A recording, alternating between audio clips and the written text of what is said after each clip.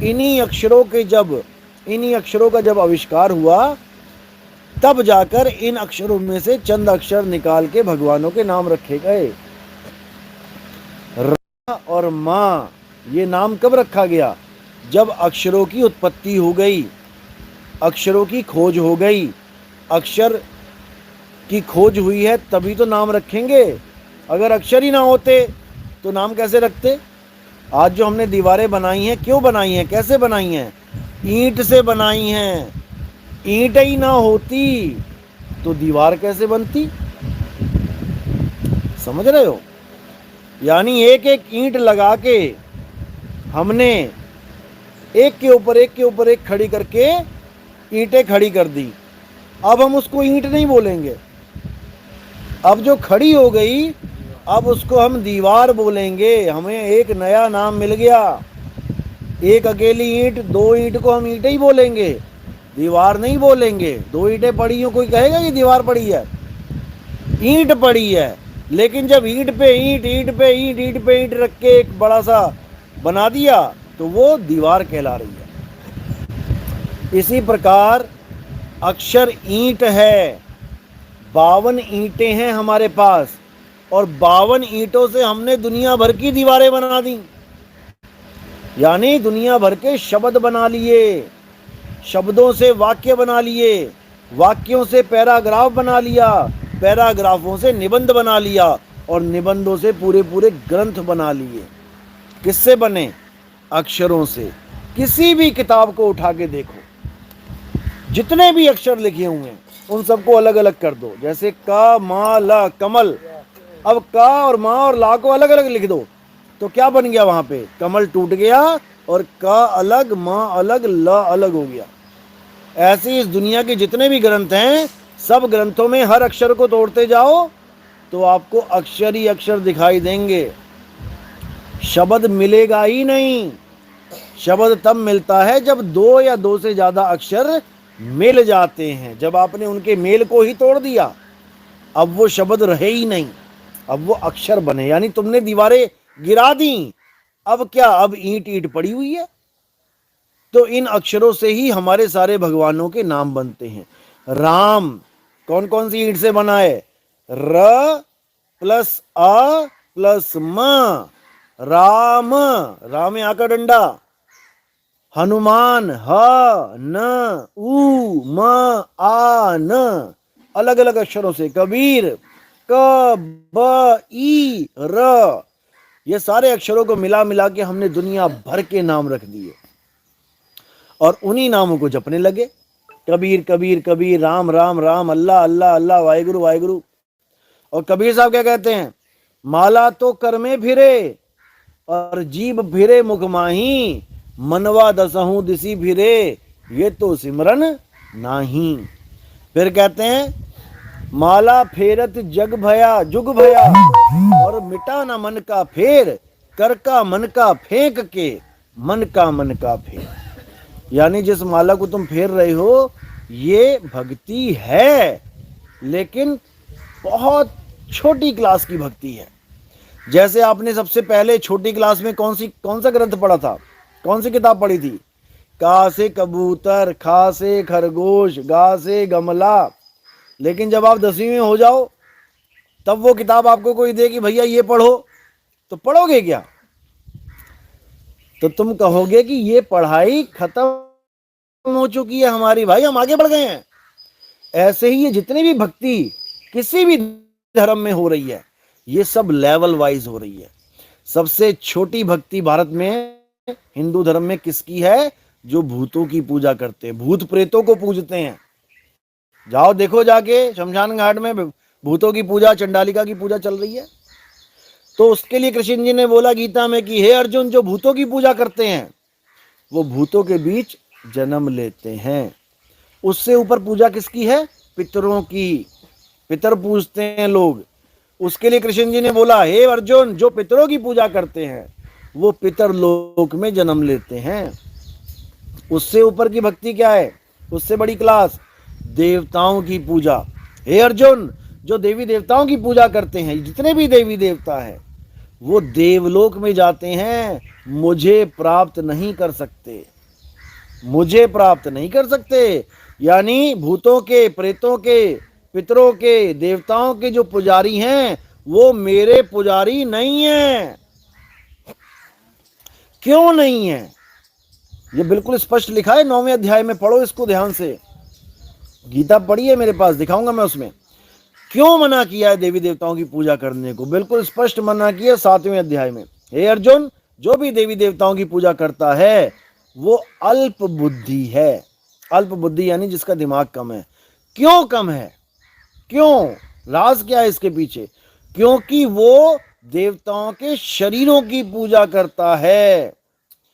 हे अर्जुन, मैं, तुम और ये राजा महाराजा, हम सब आत्मा हैं, शरीर नहीं है।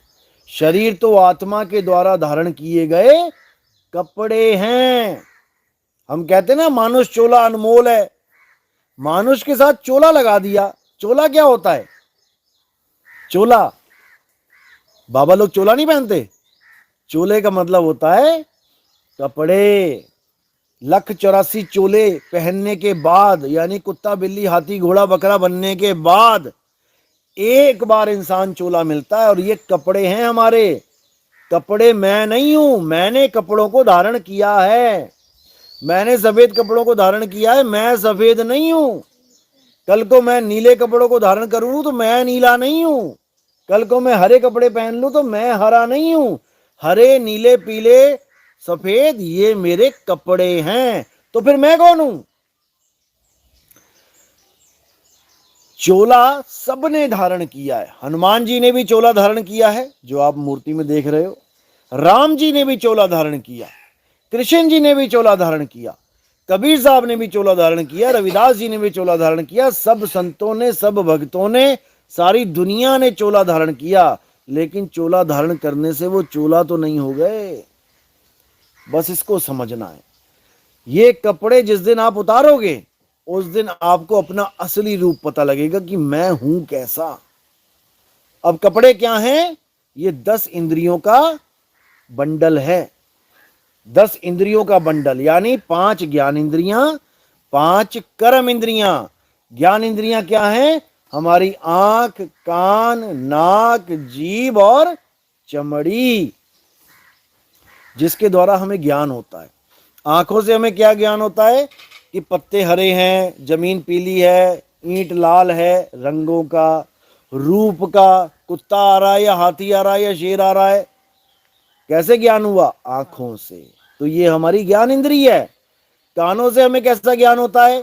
बाहर कुत्ता भौंका या बिल्ली म्याऊं म्याऊं कर रही है या पिताजी आए या माताजी बोल रही है, झगड़ा हो रहा है, क्या हो रहा है, ये कानों से पता लगता है, आवाज से। तीसरी इंद्रिय नाक, चलते चलते खुशबू आई, क्या बात है, बदबू आई, नाक बंद कर ली। कैसे ज्ञान हुआ? खुशबू है कि बदबू है? नाक से। चौथी इंद्री जीभ, अभी खाना खाया, मिर्च लगी, मीठा खाया, मिठास हो गया, कड़वा खाया, कड़वा हो गया, कैसे पता लगा?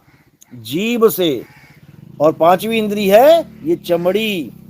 ये पूरी चमड़ी ऊपर से लेके नीचे तक, ये हमें किस चीज का आभास कराती है? ये हमें आभास कराती है ठंडे गरम का। गरम दूध गरम है, ठंडा है, हाथ लगा के देखते हैं कि नहीं? तो हाथ लगाने से ही ये इंद्री हमें बोध करा देती है कि सामने वस्तु ठंडी है या कितनी ठंडी है, गरम है तो कितनी गरम है। अब ये हो गई 5 इंद्रियां। अब 5 ज्ञान इंद्रियां हो गई। अब 5 कर्म इंद्रियां क्या है जिनसे हम कर्म करते हैं? सबसे पहला कर्म क्या है? बच्चा पैदा होते ही रोता है, ये कर्म इंद्रिय है। आदमी बोलता है, बोल के कमाता है। अखबार वाले, न्यूज चैनल वाले सब बोल बोल के ही कमा रहे हैं, हाथ ना हिलाते, कुछ भी है, काम ना करते। तो ये मुख्य कर्म इंद्रिय है। उसके बाद हाथ और पैर, हाथों से आपने खाना बनाया, ये कर्म इंद्री थी। पैरों से आप चल रहे हो, ये कर्म इंद्री है। और 2 इंद्रियां कौन सी हैं? लिंग और गुदा। लिंग से आप पेशाब कर रहे हो, गुदा से आप लैट्रिन कर रहे हो। ये 5 और 5 मिलके 10 इंद्रियां बन गई। अब ये 10 इंद्रियां अगर हम अलग अलग खूंटी पे टांग दें, एक पे आंख टांग दी, एक पे नाक टांग दी, एक पे जीभ टांग दी, एक पे चमड़ी टांग दी एक पे, सोच भी नहीं सकोगे कि ये मेरे भगवान है। क्यों? क्योंकि ये 10 इंद्रियां अलग अलग हैं। लेकिन जब आप इन 10 इंद्रियों को इकट्ठा कर दोगे, मूर्ति बनाई, पहले क्या बनाया? पहले ढांचा बना दिया, यानी खाल बना दी, उसके बाद आंखें बना दी, कान बना दिए, नाक बना दिया, मुंह बना दिया, हाथ पैर बना दिए, इंद्रियां बना दी। अब उसमें आपको भगवान दिखाई देने लग जाएगा। यानी जो 10 इंद्रियां बिखरी पड़ी थी, वहां पर आपके मन में एक बार भी भाव नहीं आया कि मैं इसको भगवान बोलूं, मैं इसको कबीर बोलूं, मैं इसको नानक बोलूं, मैं इसको कोई भी कुछ बोलूं। जब ये 10 इंद्रियां पैक हो गईं, अब आदमी का रूप बना दिया, अब उसके बाद तुम कैसा भी चित्र बना दो, कैसी भी मूर्ति बना दो, दाढ़ी बना दो, कबीर साहब बन गए। देखो, राम कृष्ण हनुमान जी, कबीर साहब, नानक साहब, किसी की भी मूर्ति बनाने के लिए पहले आपको एक आदमी की मूर्ति बनानी पड़ेगी। चित्र बनाने के लिए पहले आपको आदमी का चित्र बनाना पड़ेगा। आदमी का चित्र बन गया, उसके बाद तुम चाहे उसको मुरली पकड़ा दो, चाहे उसके गले में सांप डलवा दो, चाहे उसके हाथ में धनुष बाण पकड़ा दो, चाहे उसके हाथ में गदा पकड़ा दो, ये उस आदमी से ही अलग अलग रूप बन जाएंगे। तो आदमी क्या है? चोला। चोला क्या है? 10 इंद्रियों का मेल।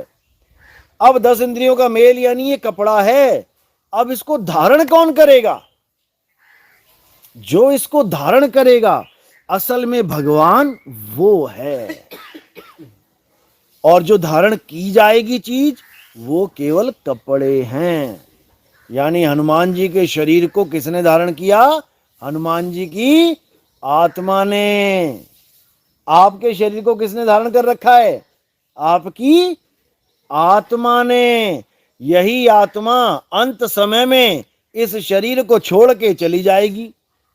जैसे किसी के पिताजी की मृत्यु हो गई, अब वो पिताजी किसको मान के बैठा था? शरीर को। कोई भी कहता था भैया अपने पिताजी को बुला, तो किसके पास जाता था? शरीर के पास, कि चलो आपको बुलाया गया है। कोई कहता अपने पिताजी की फोटो खींच के ला, तो किसकी खींच के लाता था? शरीर की। और जिस दिन वो पिताजी शरीर छोड़ के चले गए, उस दिन सबको क्या कह रहा है? कि मेरे पिताजी मुझे छोड़ के चले गए। अरे भाई, तेरे पिताजी अगर तुझे छोड़ के चले गए तो ये लेटा कौन है?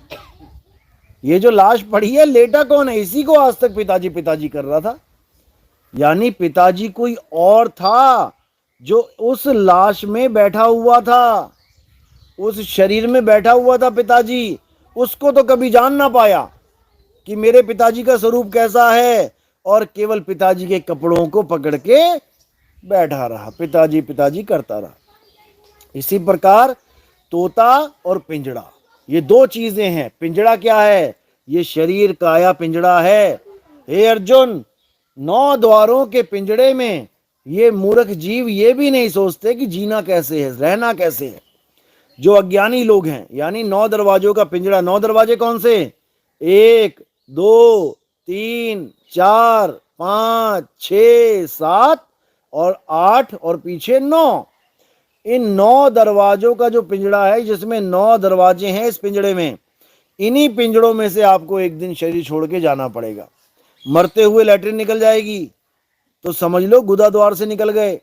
मरते हुए पेशाब निकल जाएगा, समझ लो लिंग द्वार से निकल गए। मरते हुए जीभ निकल आएगी मुंह से, तो समझ लो मुख द्वार से निकल गए। आंखें बाहर आ जाएंगी, कानों से खून निकल आएगा, नाक से खून निकल आएगा, तो समझ लो कि आप 84 में चले गए। कोई बचाने वाला नहीं है। अब घड़ियाल, मगरमच्छ, मछली, कछुआ, केकड़े, फेकड़े, ये सब बनना पड़ेगा। कोई रोकने वाला नहीं है। नहीं तो रोक के दिखाओ, भैंस को पैदा होने से दिखाओ, सांपों को पैदा होने से रोक के दिखाओ, कोई रोकने वाला नहीं है। ये सब प्रकृति के द्वारा 84 के चक्कर में भेज दिए जाओगे। अब मुक्ति का दरवाजा कहाँ है? वो ढूंढना है। मुक्ति का दरवाजा है शब्द द्वार। शब्द द्वार है परमात्मा का द्वार, यानी चोलों से, कपड़ों से अलग अपनी आत्मा को जान लेना ही मुक्ति है। हे अर्जुन, जो लोग अपनी आत्मा को जान लेते हैं, जो अपनी आत्मा में स्थित हो जाते हैं, जो अपनी आत्मा में निपुण हो जाते हैं, रमण करते हैं अपनी आत्मा में, वो कभी किसी गर्भ जून में नहीं जाते। उनके लिए कोई भी जून नहीं बनी। अब वो सदा सदा के लिए मुक्त हो जाएंगे। कौन होंगे? जो हाथ में मुरली और सिर पे मोरपंख लगाए। अगर ऐसा जानेगा कि ये कृष्ण है तो वो अज्ञानी जीव है, वो मुझे नहीं जानता, वो मेरे शरीर को मेरा स्वरूप बना रहा है।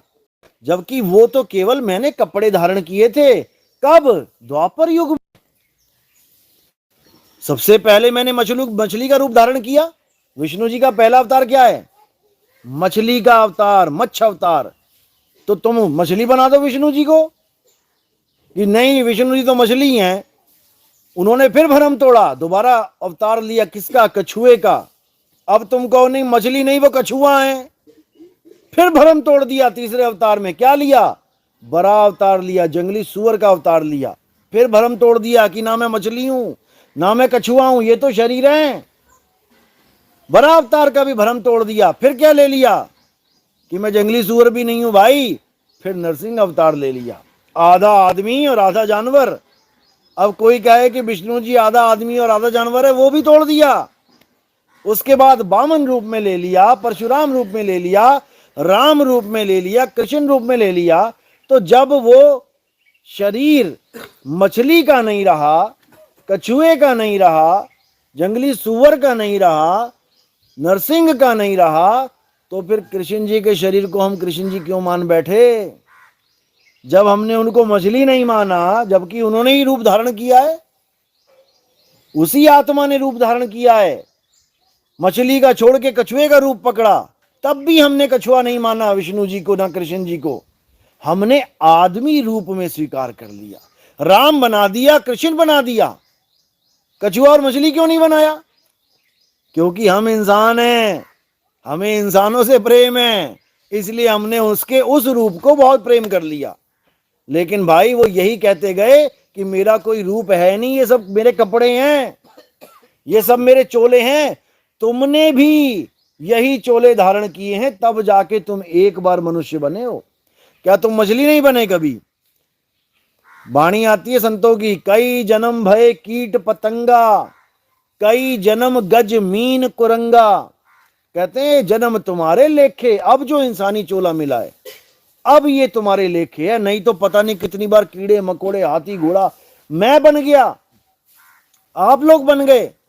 तो जब हम कीड़ा नहीं रहे, जब हम मेंढक नहीं रहे, हम सांप नहीं रहे, हम हाथी घोड़ा नहीं रहे, तो हम आदमी कितने दिन रहेंगे?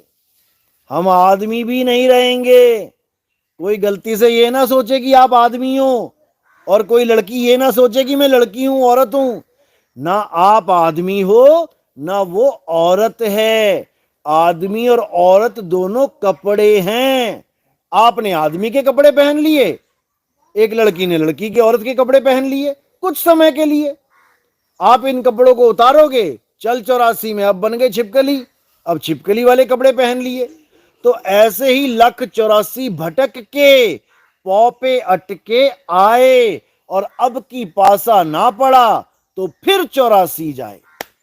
इसलिए ना तो मैं शरीर हूं, ना मेरा भगवान शरीर है, ना मेरा राम शरीर है, ना मेरा कृष्ण शरीर है, ना हनुमान जी शरीर हैं, ना कबीर साहब शरीर हैं, ना रविदास जी शरीर हैं। कोई शरीर नहीं है। शरीर तो 10 इंद्रियां हैं केवल, और जो परमात्मा है वो इंद्रियतीत है, वो परे है इंद्रियों से। जैसे कठपुतलियों को चलाने वाला जो हाथ होता है वो कठपुतली जैसा नहीं होता है। कठपुतली के 2 हाथ 2 पैर सब कुछ है, आदमी जैसी है, लेकिन जो नचा रहा है ऊपर वो वैसा नहीं है। वो ताकत है जो उसको नचा रही है। तो हमारी ताकत क्या है? आत्मा हमारी ताकत है, आत्म बल है हमारी ताकत। और आत्मा का कोई रंग रूप नहीं है। नहीं तो आत्मा शरीर को जब छोड़ती तो दिखाई देती जाती हुई, लेकिन दिखती नहीं है। जैसे पंखा दिखता है, बल्ब दिखता है, ट्यूब दिखती है, लेकिन करंट नहीं दिखता।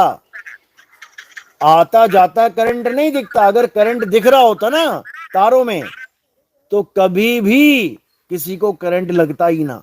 वो देख लेता, अरे तार में लाल लाल करंट घूम रहा है, हरा हरा करंट घूम रहा है, कभी छूता ही ना तार को। तो तार में करंट है लेकिन उसका कोई रंग रूप नहीं है, लेकिन उसका झटका है, अनुभव है, जब छुएंगे तब पता लगेगा। इसी प्रकार इस शरीर को चलाने वाली जो आत्मा है उसका अनुभव है, उसके साथ जिस दिन टच हो जाओगे आपको अनुभूति हो जाएगी कि आत्मा है। लेकिन जब तक सारा ध्यान शरीर में लगा रहेगा, आत्मा से नहीं जुड़ेगा, तब तक ये अनुभूति होने वाली भी नहीं। यानी तुमने ऐसी तार पकड़ ली है जो पूरी प्लास्टिक से कवर है, तो तुम्हें कभी करंट लगेगा ही नहीं। जिस तार में पूरी कवर्ड है उसमें तुम पकड़ लो तार, करंट नहीं लगेगा। करंट को पाना है तो क्या करना पड़ेगा, उस तार के भीतर जाना पड़ेगा। चाकू से काटो चाहे ब्लेड से काटो, अंदर तक पहुंचना पड़ेगा, गहराई में जाना पड़ेगा। तो कहते हैं जिन खोजा तिन पाया, गहरे पानी पैठ, और मैं बपुरा बूढ़न डरा, रहा किनारे बैठ।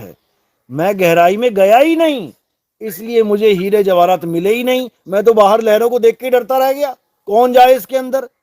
क्यों नहीं गया, क्योंकि मुझे तैरना नहीं आता। जब गुरु मिल जाता है और तैरना सिखा देता है तब आदमी गहराई में उतरता है।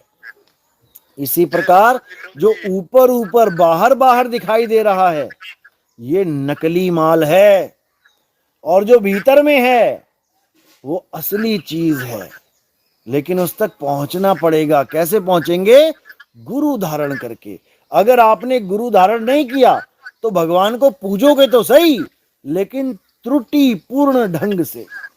कृष्ण जी ने गीता में लिखा है कि ऐसा नहीं है कि जो लोग देवताओं की पूजा करते हैं वो मुझे प्रेम नहीं करते, वो मेरी पूजा नहीं करना चाहते, वो मेरी ही पूजा कर रहे हैं, लेकिन गलत तरीके से। ऐसे मैं नहीं मिलने वाला।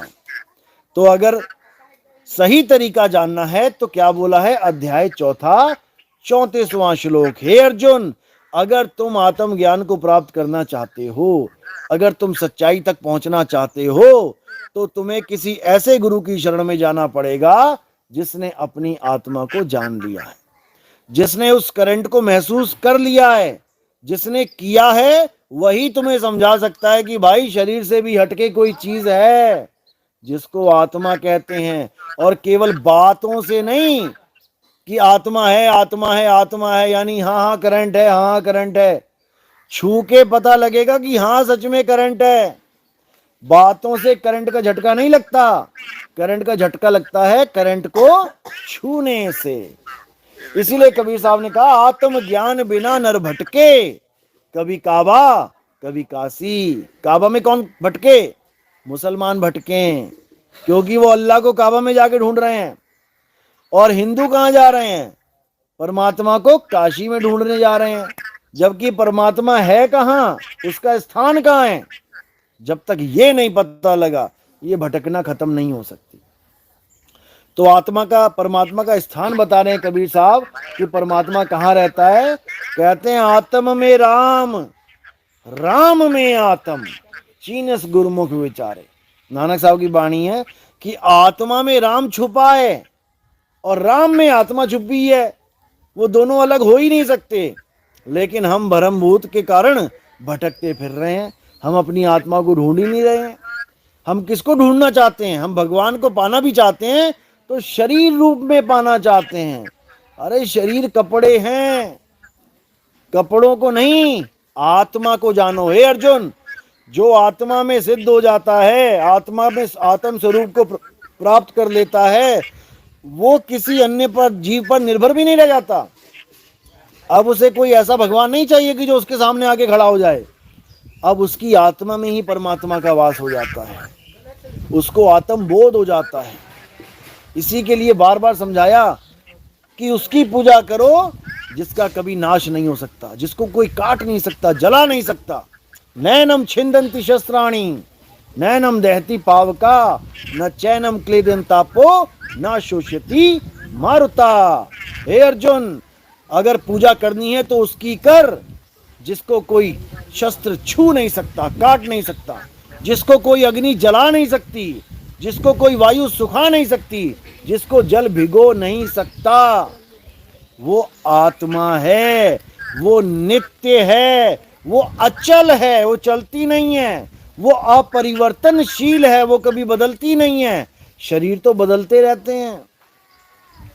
वही सनातन है। आज लोग कहते हैं हम सनातनी हैं, हम सनातन धर्म के हैं। भाई सनातन धर्म का वो है जो आत्मा को जान ले। जो शरीरों की पूजा करता है वो सनातनी नहीं है, वो देही का ज्ञानी है, विदेही यानी आत्मा का ज्ञानी नहीं है। इसीलिए बार बार कृष्ण जी ने यही समझाया। अध्याय 2 पढ़ो। हे अर्जुन, मैं, तू और ये राजा महाराजा, ऐसा कोई समय नहीं था जब हम नहीं थे, और ऐसा कोई समय नहीं आएगा जब हम नहीं होंगे। यानी ना तो मेरी कभी मृत्यु होगी, ना अर्जुन तेरी कभी मृत्यु होगी, ना ही इन राजाओं महाराजाओं की मृत्यु होगी। किसी की मृत्यु नहीं होती है। मरता कौन है? मरते केवल शरीर हैं, जो पहले से मरे पड़े हैं।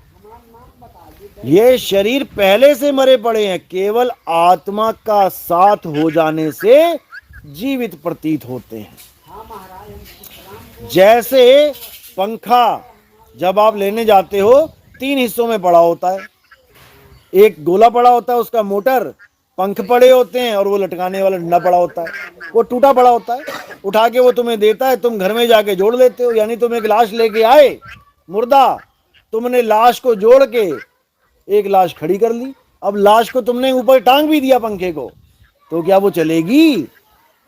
क्या उसमें जान आ जाएगी? नहीं चलेगी। लाश लेके आए, बांध के टांगने पर भी वो लाश ही रही। अब उसमें जीवन कैसे आएगा? जब तुम तार के साथ कनेक्शन दे दोगे। कनेक्शन देने के बाद क्या करना पड़ेगा? स्विच को ऑन करना पड़ेगा, और जैसे ही स्विच ऑन करोगे, वो मुर्दा पंखा अब 200 की स्पीड में भागेगा। अब तुम्हें क्या लगेगा? अरे ये तो जिंदा है, ये तो चल रहा है, दौड़ रहा है, ये तो जिंदा है। लेकिन भाई वो जिंदा नहीं है, वो मुर्दा है। वो कब तक जिंदा रहेगा? जब तक तार का करंट है। जैसे ही करंट ऑफ, वो चलता हुआ पंखा ऑफ। इसीलिए ऐसे ही ये शरीर है। अभी आप खा रहे हो, पी रहे हो, चल रहे हो, भाग रहे हो, दौड़ रहे हो, सब कह रहे हैं हाँ हाँ पापा जिंदा हैं, हाँ हाँ मम्मी जिंदा हैं, हाँ हमारा बड़का भैया जिंदा है, छोटा भैया जिंदा है। सब मुर्दे हैं।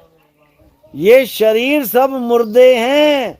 केवल आत्मा का स्पर्श हो जाने से ये जीवित हुए पड़े हैं, और जैसे ही आत्मा इससे अलग होगी, ये मुर्दा हो जाएगा, क्योंकि ये मुर्दा ही है। हमें यही समझ में नहीं आ रहा।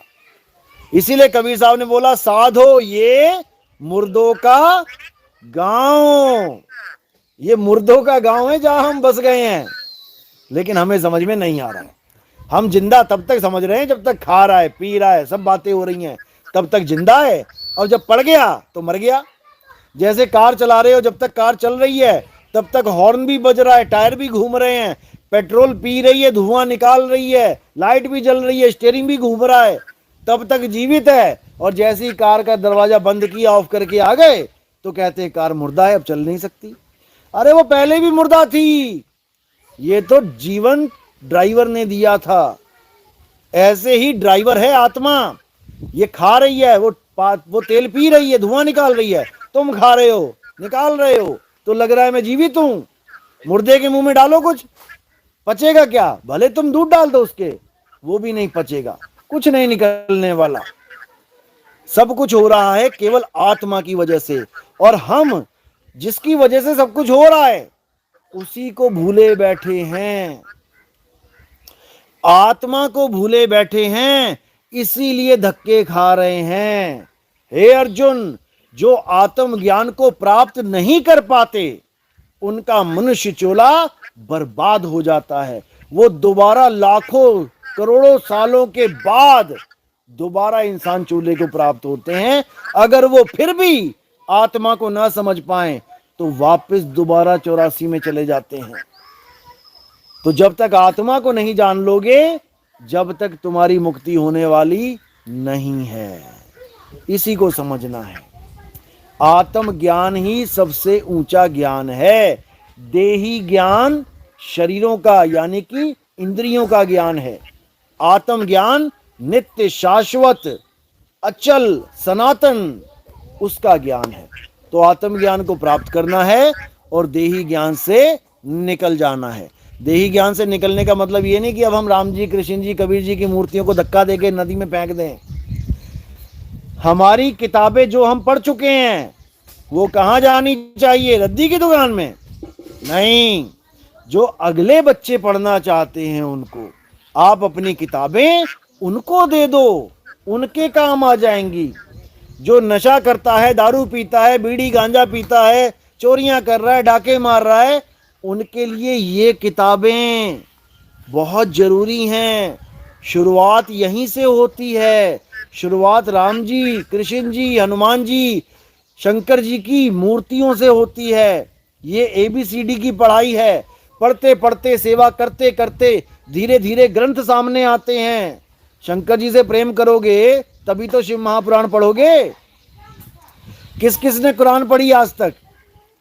अरे जब अल्लाह से प्रेम नहीं है तो कुरान कौन पढ़ेगा?